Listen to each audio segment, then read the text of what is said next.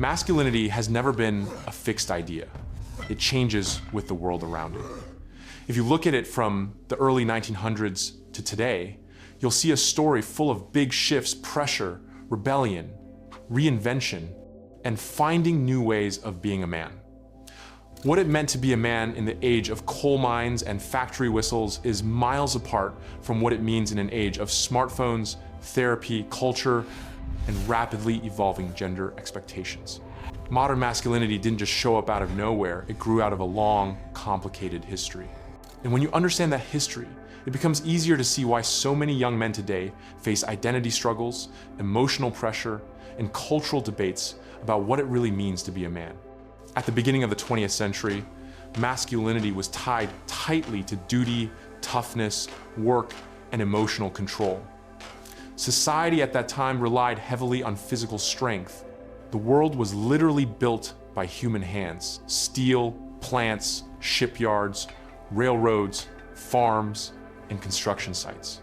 Because of that, a man's value was often measured by the toughness of his hands, the strength of his shoulders, and his ability to push through physical and even mental exhaustion without complaining. Masculinity meant providing, protecting, and sacrificing. The early 20th century was a world powered by factories, expanding empires, and the shadow of 2 world wars. Life felt heavier, harsher, and more demanding, and the expectations placed on men reflected that.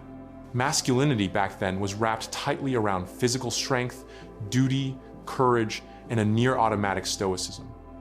The men who stood out in this era didn't just talk about those values, they lived them, sometimes to an extreme. One of the prime examples of a masculine man in this era was Theodore Roosevelt. Theodore Roosevelt was the perfect example of this energy. He was born around 1858 and passed away in the early parts of 1919. He didn't just represent rugged masculinity, he practically turned it into a lifestyle. Roosevelt loved anything that pushed the body and mind: boxing, hunting, exploring wilderness, even charging into battle. He championed what he called the strenuous life, a philosophy that blended discipline, self-improvement, and the belief that challenges made a man stronger. His entire persona taught society that a man should be bold, adventurous, and unafraid of discomfort. Roosevelt didn't shy away from hardship, he walked straight toward it, chin up, chest out. In many ways, he became the model of what early 20th century masculinity looked like: firm in conviction, physically capable, and unwavering in the face of uncertainty. Around this same period, Jack Johnson became a bold and disruptive example of Black masculinity. He wasn't just a boxer, he was a force powerful enough to shake the social rhythms of early 20th century America. As the first African-American heavyweight champion, he stepped into a society full of barriers and expectations. Yet he refused to make himself small. Johnson chose to live on his own terms. He carried himself with an energy that felt almost electric. He dressed in expensive suits, drove luxury cars, and spoke with a confidence that made his victories feel even bigger. Outside the ring, he lived loudly and unapologetically, unwilling to dim his personality just to fit into anyone's comfort zone. Jack Johnson's version of masculinity was rebellious, defiant, and self-defined. He didn't wait for approval, he claimed his space, embraced his identity, and in doing so, helped show a new image of what a Black man could look like in the public eye. His mere existence boosted the morale of Blacks all around the world, giving rise to bigger and more courageous African figures even decades after his demise. Back in this era, young men were raised to be tough. Even from an early age, boys were groomed to thrive in harsh and difficult situations. Their childhoods were crafted in order to prepare them for adulthood. They were taught to swallow pain, control emotion, obey authority, and prioritize strength over sensitivity. Fathers who had survived wars, economic depressions, and backbreaking work passed down their emotional armor to their sons. Being a man meant denying the soft parts of yourself and performing strength even when you felt none. Masculinity in that era was not just a role, it was a mold. The world wars intensified that mold. War demanded a brutal type of masculinity, built on courage, aggression, emotional numbness, and obedience. Soldiers were expected to march into danger without flinching, even when it meant certain death. In this era, Winston Churchill became the man soldiers wanted to be. Winston Churchill became the face of wartime masculinity almost by necessity. In one of the darkest periods of modern history, he showed up with a mix of grit, stubborn resolve, and a voice that could steady an entire nation. His speeches weren't just words, they were anchors, something people could hold on to when everything else felt uncertain. Churchill carried himself with a kind of rugged composure. Even when the odds looked terrible, he projected this sense that giving up simply wasn't an option. That attitude shaped how people saw him. A leader who stood tall under pressure, who took responsibility even when the decisions were painful, and who understood the weight of courage when everyone else was afraid. But his footsteps weren't that easy to follow. Most men couldn't just come out of the battlefield unscathed, even though they were trained to suppress fear, avoid displaying grief, and silently shoulder trauma. When they returned home, they were still expected to carry themselves with the same stoic heroism. Many had seen unimaginable violence, but society rewarded those who acted as though nothing had happened. The emotionally wounded were treated as weaklings. They were told vulnerability had no place in the heart of a man. This neglect only led them to find solace in alcohol and the use of illegal drugs, which only worsened their already bad condition. After the wars ended, the 1950s created an era defined by the domestic ideal of the traditional man. He was the head of the household, the protector, the breadwinner, and the pillar holding the family upright. Suburban families emerged across America and Europe, and with the rise of these household structures came a clear gender division. Men earned the money, women nurtured the home. Masculinity became synonymous with stability and restraint. A man's worth came from his ability to financially sustain his family, maintain authority over domestic decisions, and embody the strong, silent figure who never cracked under emotional weight. This was the decade that idealized the picture-perfect father figure, clean-shaven, disciplined, predictable, stoic, dependable, and intensely reserved. But behind that polished facade, a silent emotional crisis grew. Many men felt deeply disconnected from their own inner experiences. They felt pressure to maintain toughness even in private. They feared losing respect if they expressed doubt or pain. Mental health barely existed as a concept for men. Emotions were treated like distractions that interfered with duty. This emotional suppression didn't just affect men individually, it shaped entire family dynamics. Men learned to love their families through action rather than expression. Their emotional distance often left children longing for warmth and wives carrying the emotional labor of the entire household. In the golden age of Hollywood, John Wayne emerged as the on-screen blueprint for what many people thought a man should be. He filled the screen with this steady, unshakable presence, whether he was playing a cowboy, a soldier, or any rough-edged hero who didn't flinch in the face of trouble. Wayne carried himself with a kind of quiet toughness that felt effortless.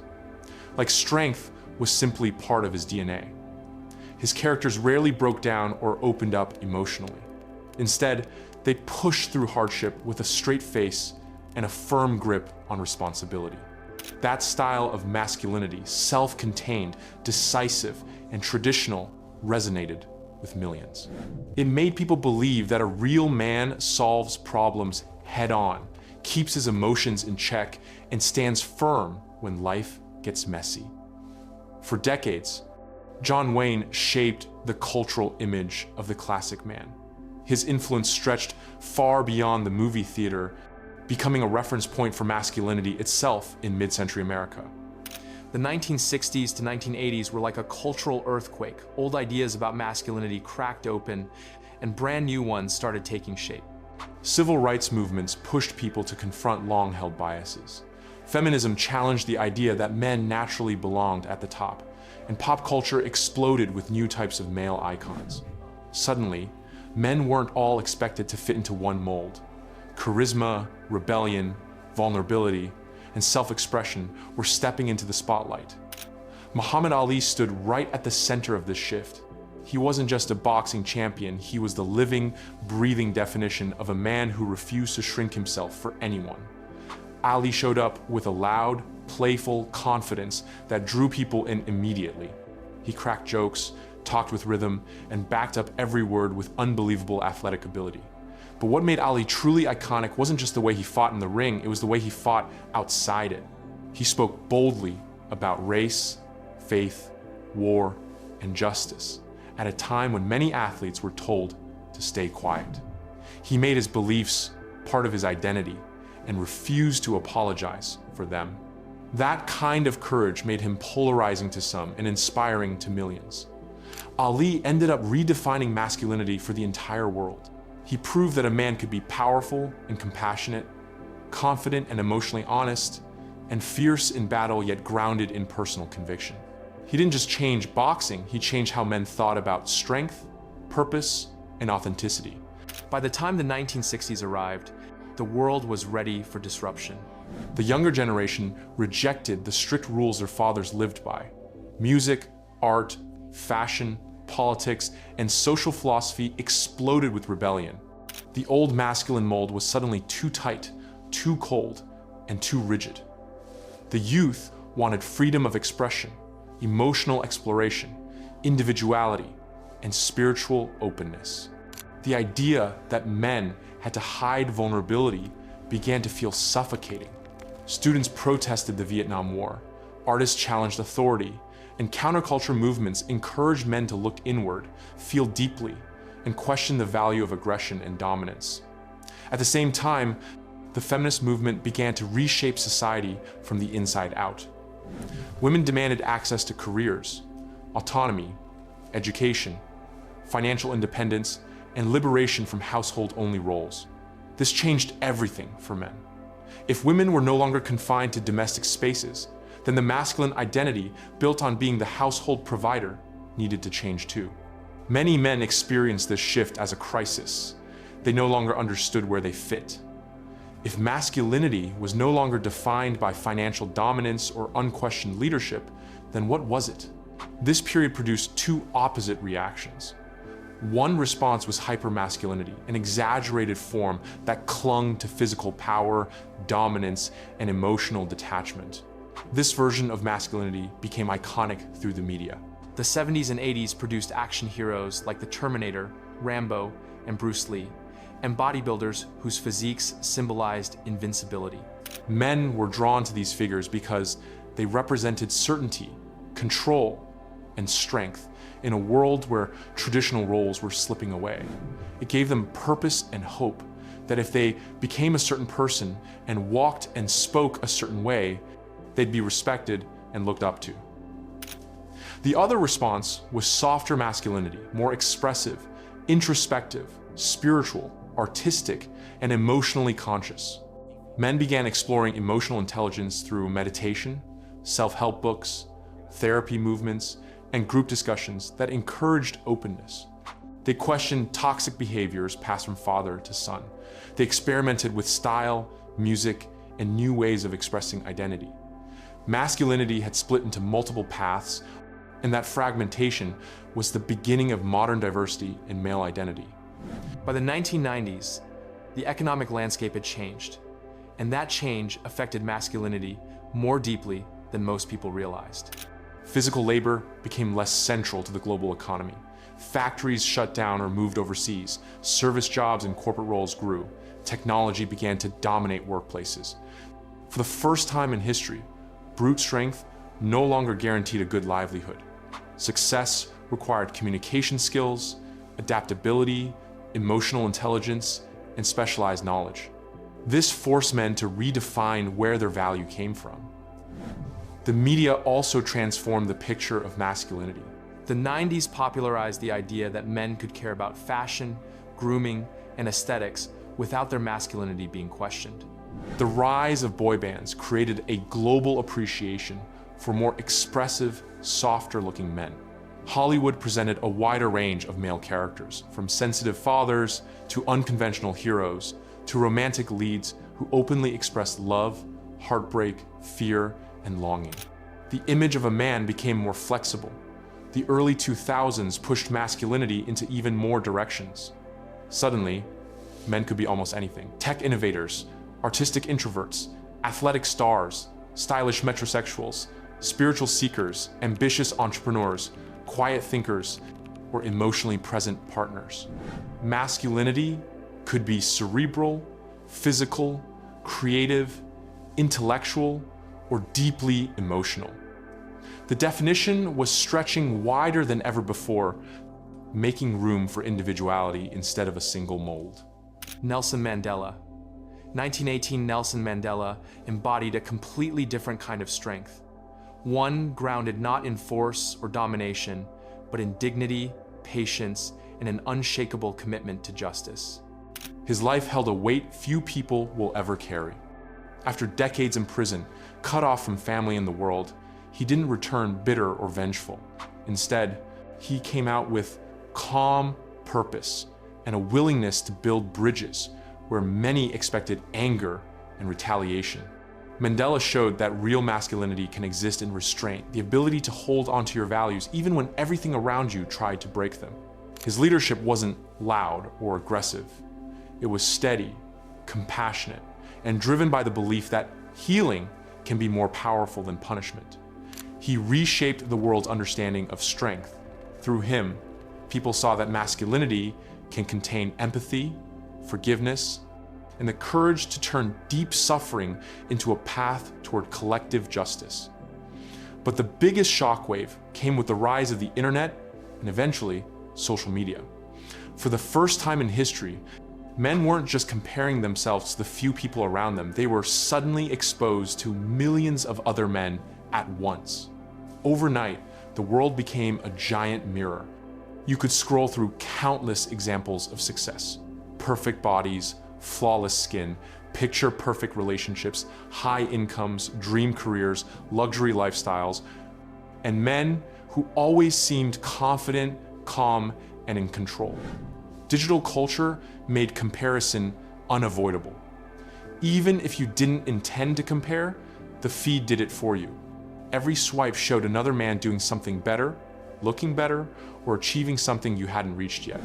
It created an atmosphere where men felt pressured to be everything at the same time: fit, rich, emotionally balanced, romantic, socially connected, mentally strong, ambitious, and effortlessly attractive.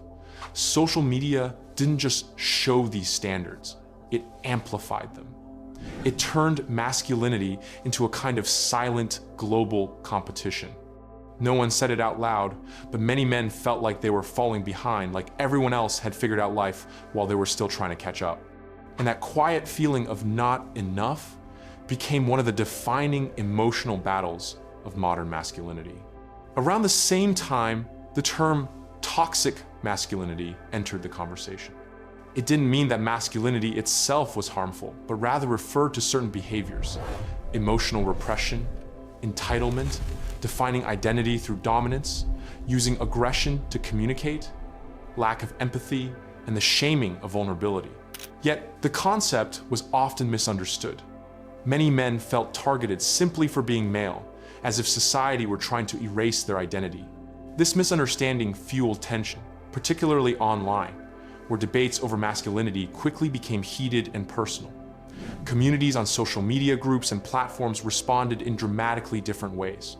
Some groups encourage healthy masculinity, teaching men to express emotions, build self-awareness, communicate respectfully, cultivate empathy, set boundaries, heal childhood wounds, and form healthy relationships. Other groups pushed men toward regressive or rigid beliefs, promoting dominance over women, glorifying dominance, encouraging emotional detachment, and defining masculinity by status, power, and control. In between these extremes, many men felt confused, frustrated, or lost, unsure which version of masculinity made sense for them. Modern men are now stuck between these two beliefs. Do they learn to express themselves more, or lean towards the stoic part of themselves? They are told to be strong but not too strong, confident but not arrogant, ambitious but emotionally available, expressive but not needy, protective but not controlling, hardworking but not neglectful of self-care, traditional but progressive, masculine but not toxic, and individualistic but sensitive. These contradictory expectations produce anxiety, a sense that no matter what a man chooses to be, someone, somewhere, will find a way to criticize him for it. Yet this era also brings powerful opportunities for men. There is more space than ever for emotional honesty. Men today can explore identity without being restricted by tradition. They can express love, sadness, fear, affection, and vulnerability without losing respect. They can challenge harmful family patterns and heal from generational trauma. They can build deeper partnerships based on mutual respect rather than dominance. They can redefine strength to include empathy, patience, self-awareness, and emotional discipline. As we look forward, the future of masculinity seems to be heading toward integration rather than separation. The modern man is learning to balance strength and softness. He is discovering that vulnerability does not weaken him, it deepens him. He is learning that leadership does not require dominance, it requires emotional intelligence. He is learning that relationships cannot thrive without communication, honesty, and empathy. He is learning that self-worth cannot come from external performance alone. It must be rooted in inner clarity and personal values. If you're growing on this journey too, make sure you hit subscribe. New videos drop soon, and trust me, you don't want to miss them.